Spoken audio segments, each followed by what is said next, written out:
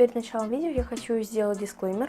Все истории, все имена, выдуманные лишь мной, это вообще моя выдумка, вообще у меня больной человек, поэтому, да, все выдуманное. Если что-то совпадает с реальностью, то это лишь случайность, абсолютная случайность, вот и все. Также перед началом этого видео я хочу попросить вас поставить лайк, написать комментарий и, может быть, подписаться на мой канал, если вы не подписаны, но понятное дело, что это не обязательно, просто меня будет очень сильно радовать, если вы будете оставлять какую-то реакцию на мои видео. Мне будет очень приятно. Первую историю я назову «Жуки». Жуки, если что. Не подумайте, это ничего не имеет общего с настоящими жуками. История заключается в том, что я уже почти уже год, я пью протеин. Я его пью просто потому, что я не могу съедать норму белков за день, и от этого страдает мой организм, и я чувствую себя действительно плохо. Поэтому мной было принято решение купить протеин и пить его с молоком, чтобы было еще больше белка, нежели чем просто с водой мешать. До этого я протеин покупала, точнее, я один раз купила его в нашем магазине местном. Я потратила на него почти 2000 за 40 порций, или даже 30 с чем-то порций. 2000 почти. Он был со вкусом шоколада, огромная такая вот банка была. Я потратила 2000, но позже на Wildberries я нашла дешевле гораздо аналоги и начала покупать там. В этот раз я купила себе новый протеин. Не реклама, нет. И обычно я его себе делаю на кухне, как положено, логично. И обычно я не включаю свет, потому что я это делаю днем. И у нас есть на кухне окошко, и мне вполне хватает его света, освещения. А тут я была дома не одна, а с мамой, и я начала делать протеин.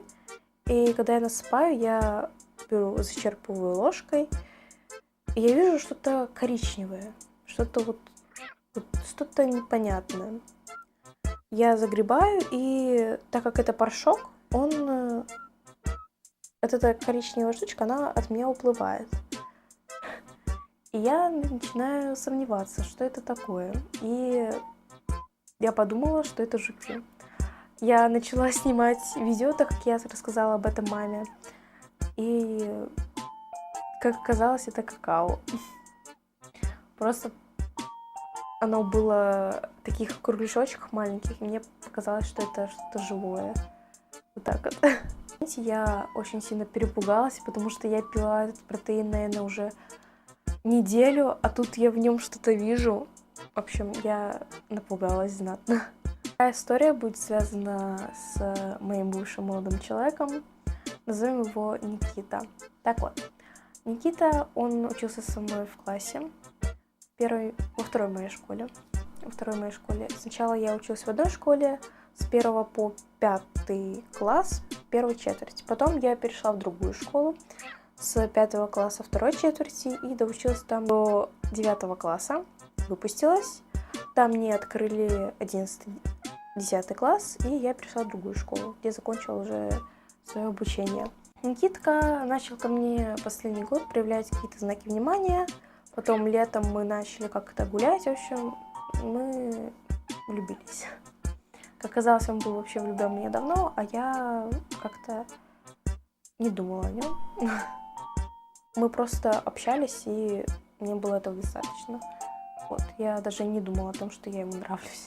После мы начали отношения, и мы повстречались, наверное, полгода. Перед Новым годом мы немножко повздорили.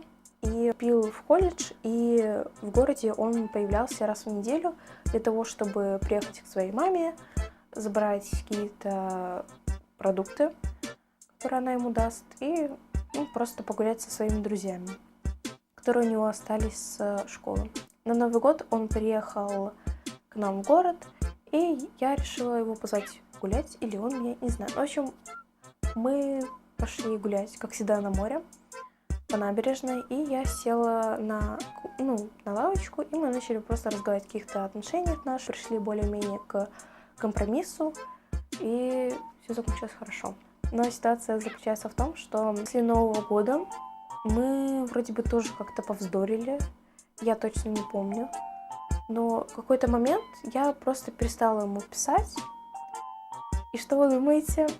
Я не получила от него сообщение в течение 2 недель.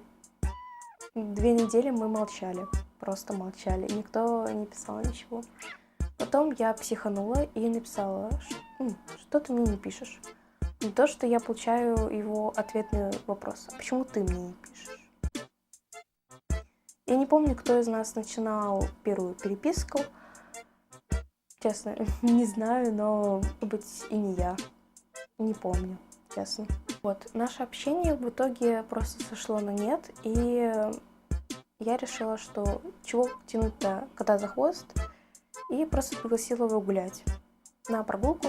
Он потом не мог приехать в город чуть ли не месяц. Помню, как мы за неделю до его приезда мы договорились о встрече, а потом он в этот же день вроде бы, или за день, он мне написал то, что помнишь, мы там договаривались какое-то там время, в общем, я не смогу, но смогу там позже.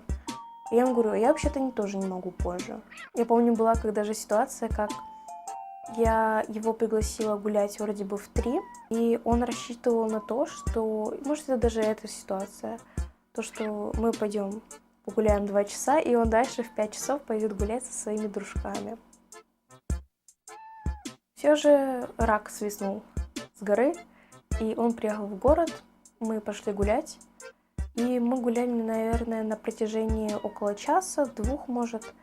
И я все собиралась с мыслями, что ему сказать. Ну, я знала, что сказать, но я просто подходящий момент искала.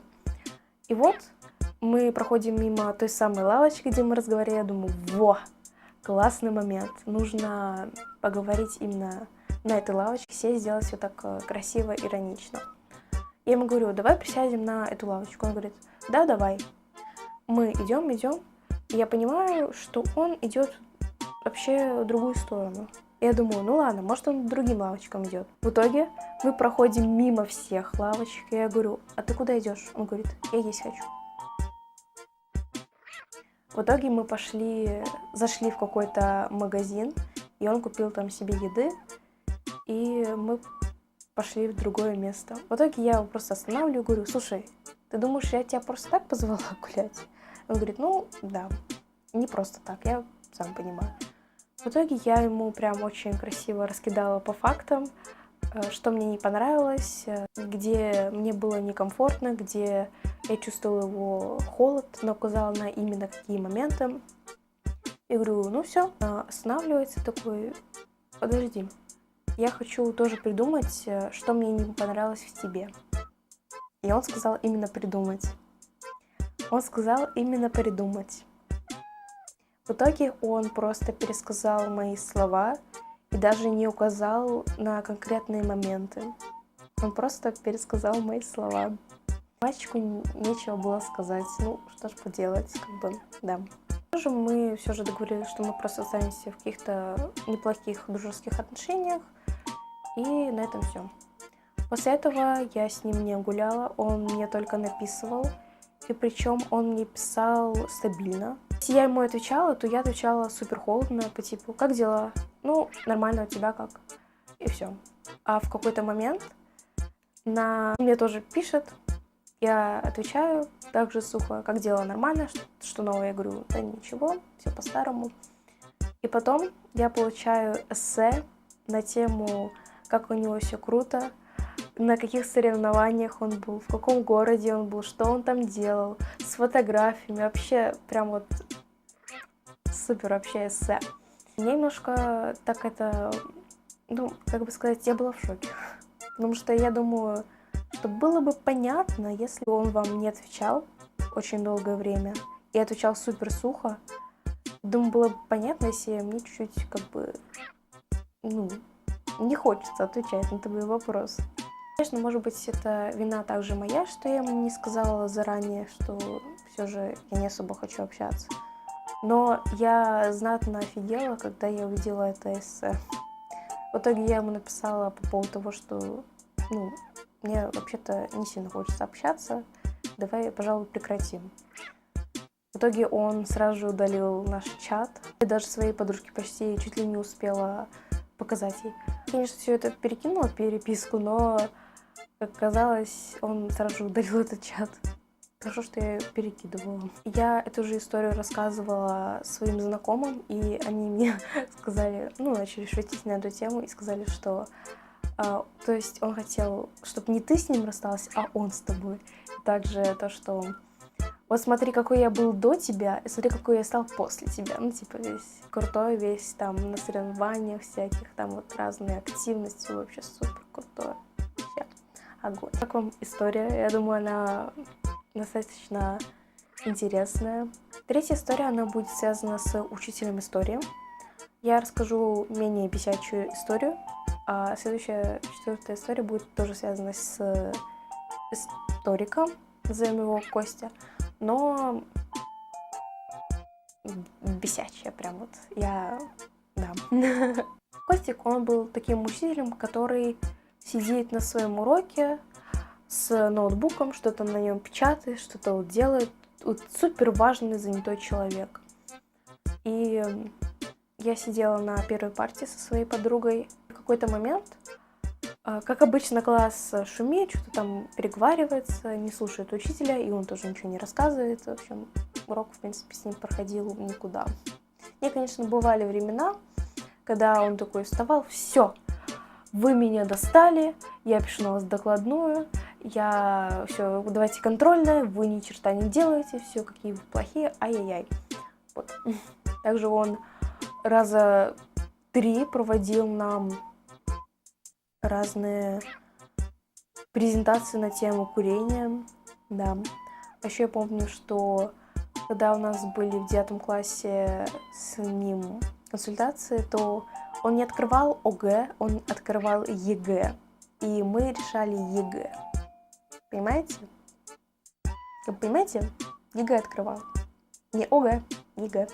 По сути, в принципе, в информации там нету какого-то различия, но задачи, они отличаются. Конечно, есть нечто похожее, но думаю, что стоит решать как бы ОГЭ, а не ЕГЭ.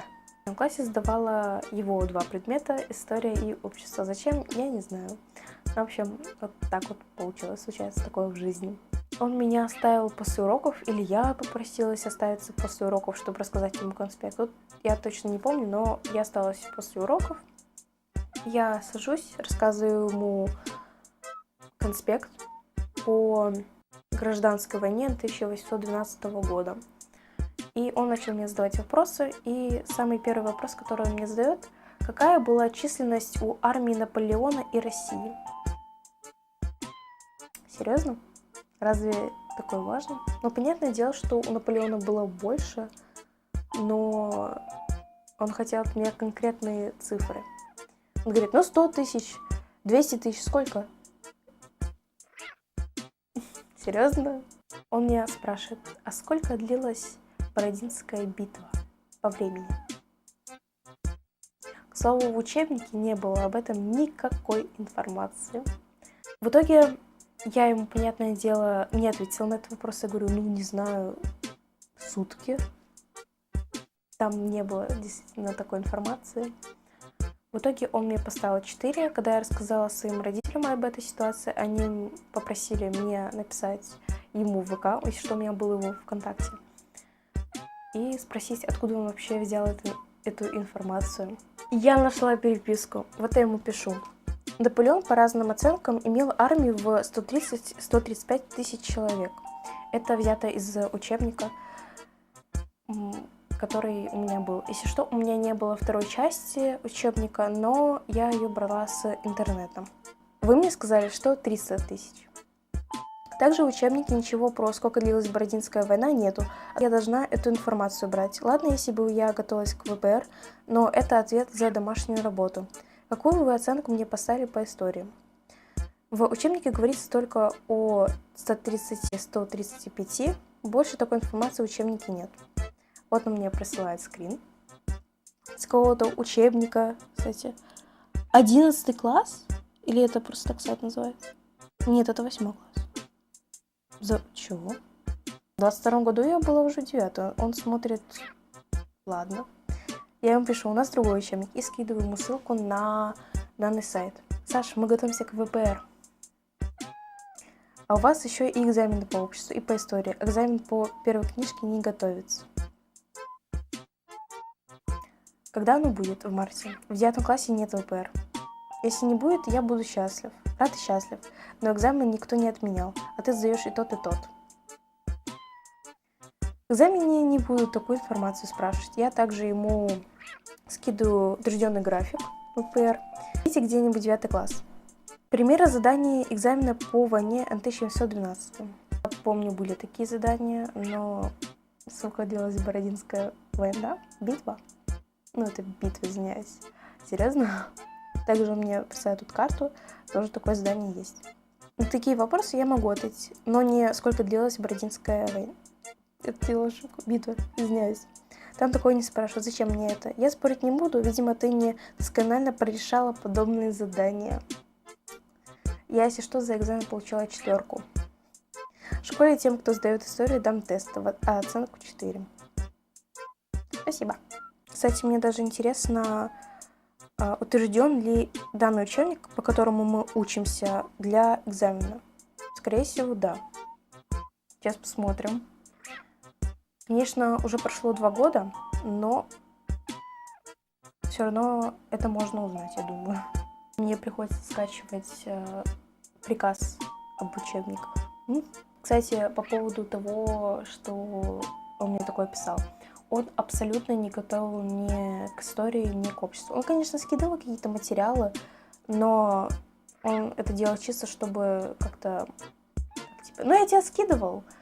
Сама виновата, что не смотрела. А так он вообще не трогал меня ни с историей, ни с обществом, в принципе. Ну, на самом деле, я этому и рада. В общем, вроде бы как, я нашла документ, где те учебники, которые у нас предоставляются в школе, являются официальными для образовательной деятельности. То есть они подходят для сдачи ОГЭ и ЕГЭ. Вот так вот. И самое забавное, то что общество я тоже сдала на 4, но он мне в четверти поставил не 5, как у меня до этого было, а 4. Просто потому, что он боялся, что я не смогу сдать экзамен, и ему за это прилетит. Однако моей однокласснице, которая еле как набирала проходной балл по обществу, он ей поставил в четверти 5, просто потому что она начала с ним хорошо общаться, там как-то веселить, грубо говоря, на уроках. И знаете, что она на экзамене получила? Правильно, 3. Спасибо, да. У меня аттестат мог быть и 4,9, а не 4,8. Спасибо. Ай-яй, нельзя быть так. Свою сагу «Учитель истории» и Саша закончилась. И, соответственно, истории тоже закончилась. Не знаю, насколько они получились забавными, но называть их cool story будет гораздо правильнее, нежели просто забавные истории. Вот. Я хочу попрощаться, но не навсегда, а только на эту неделю. С вами была я, Алекс. Спасибо, что смотрели это видео. Я надеюсь, что вы поставили лайк, подписались на мой канал и оставили комментарий. Если нет, то все нормально, это не обязательно. Но я просто буду рада, что вам нравится мой контент. Спасибо еще раз, что смотрели это видео. У меня, возможно, под конец видео садится голос. Я привыкла говорить очень тихо в жизни. Вот он у меня еще сильнее садится. И говорить немного, потому что мне не приходится долго разговаривать. С вами была Алекс. Всем добра и бобра. Всем пока.